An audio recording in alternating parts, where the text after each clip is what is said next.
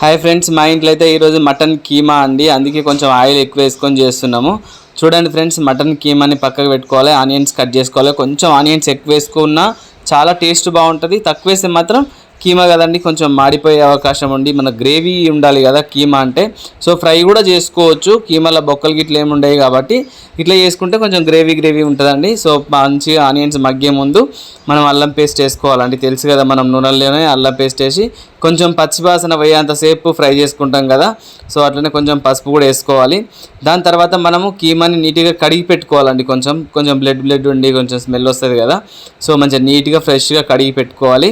కడిగి పెట్టుకొని కీమాని ఇది మొత్తం మగ్గిన తర్వాత కీమాని మనం దాంట్లో వేసుకోవాలండి. బౌల్లో వేసుకొని చూసిరు కదా ఫ్రెండ్స్, మొత్తం కీమాని అయితే నీట్గా కడుక్కోవాలి 2 సార్లు.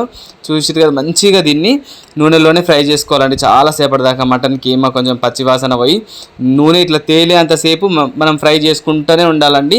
ఇంకొకటి ఏంటంటే, చిన్నపిల్లలు కానీ కొంచెం మటన్ తినని వాళ్ళు ఉంటారు కదా, వాళ్ళకు కీమాతోనే అలవాటు చేయొచ్చండి. మంచిగా కీమా మంచిగా తినగలుగుతారు ఈజీగా. అండ్ మనకు మటన్ తిన్న ఫీలింగ్ కూడా ఉండదండి. మంచిగా అన్నంలో కలుపుకుంటే మెతుకుకు అది వచ్చి టేస్ట్ బాగా అనిపిస్తుందండి. ఉప్పు కారం వేసుకొని సేమ్ మనం ఉప్పు కారం మొత్తం ముక్కకు పట్టే అంతసేపు మంచిగా ఫ్రై చేసుకొని దీంట్లో మనం ఎంత గ్రేవీ కావాలో అంత వాటర్ వేసుకోవాలండి. ఆనియన్స్ వేసినాం కదా, చాలా చిక్కగా మంచి గ్రేవీ అవుతుందండి. ఎవరైనా ఈజీగా తినగలుగుతారండి. చూసిరు కదా, మనం మసాలా ఇంట్లో చేసుకున్న మసాలా వేసుకోవాలండి. ఇంకొకటి ఏంటంటే, నేను చెప్పిన కదండి ఇప్పటిదాకా, ధనియాల పొడి, గరం మసాలా వేసుకున్న తర్వాత చిన్నపిల్లలు అయితే ఈజీగా టిఫిన్ బాక్స్లో కానీ అన్నంలో కానీ ప్రతి ఒక్క మెతుకుకు ప్రతి ఒక్క ముద్దకి అది మటన్ లాగా వస్తుందండి. సో ఆ ఫీలింగ్ అనమాట, తింటుంటే చాలా మంచిగా అనిపిస్తుంది.